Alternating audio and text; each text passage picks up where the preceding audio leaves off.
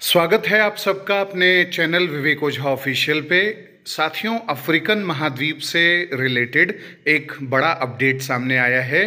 Congo और Rwanda के बीच में जो बहुत लंबे समय से युद्ध चल रहा था और M23 विद्रोही जिसको लेकर के लगातार सुर्खियों में थे, उसको लेकर एक बड़ा जो संघर्ष विराम है यूनाइटेड नेशंस की मध्यस्थता में वो सामने आया है।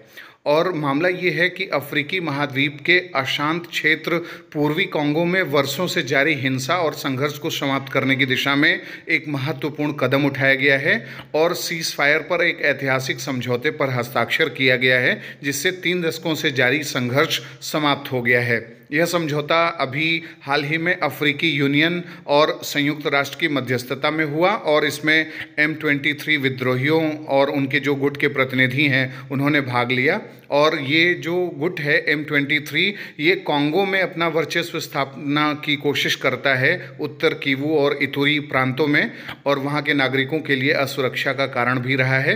अब समझौते में ये बात हुई है कि कॉन्गो और रवांडा समर्थित जो विद्रोही हैं, यानी जो M23 विद्रोही हैं, ये सब इन्होंने कतर में एक घोषणा पत्र पर हस्ताक्षर करके कहा है कि भाई 1 महीने तक अब जो है ये कोई युद्ध से संबंधित चीज़ों को आगे नहीं बढ़ाएंगे।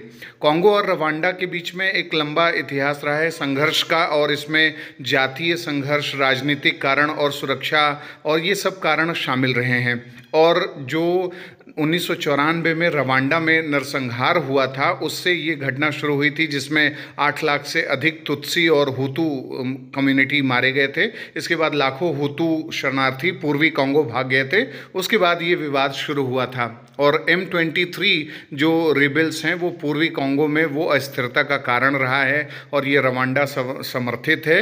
और इस तरीके से पूरा अफ्रीकन महाद्वीप में सिविल वॉर जैसी स्थिति इसने क्रिएट कर रखी थी और अब इसका समाधान हुआ है।